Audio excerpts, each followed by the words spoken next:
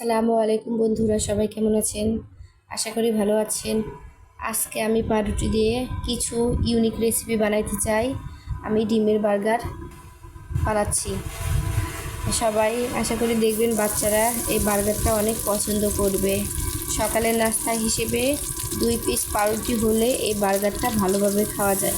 তো আজকে আমার খুবই সামান্য উপকরণ দিয়ে 5 মিনিটেই বার্গার বানানোটা আপনারা দেখবেন। আশা করি দেখলে অনেক উপকৃত হবেন। আমি ভেজে নিয়েছি পাউরুটি দিয়ে, হালকা হালকা করে ডিম আর লবণ দিয়ে মিক্স করে 2টা পাউরুটি ভালোভাবে ভেজে নিয়েছি। দেখুন, আমি পাউরুটিটা আরও পাতলা করতে পারতাম, কিন্তু করিনি। এই মোটা 2টা করেছি যাতে একজন মানুষের পেট ভরে যায়। ভালো আছে না? আমি ডিম দিয়ে পাউরুটিটা হালকা করে ভেজে নিয়ে এসেছি। এর উপরে হাত দিয়ে দিচ্ছি, সস লাগিয়ে দিচ্ছি। তার উপরে একটা ডিম দিয়েছি।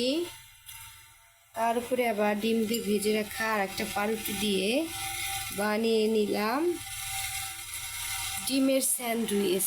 এবার খাবার পালা। আলহামদুলিল্লাহ, এটা খেতে মজা হবে। বার্গার বানিয়েছি, ইউনিক ডিজাইনের ডিমের বার্গার। সবাই এভাবে বানিয়ে খেয়ে দেখবেন, মাশাআল্লাহ অনেক মজা হয়েছে।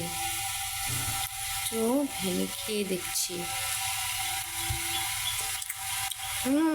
আলহামদুলিল্লাহ অনেক মজা হয়েছে।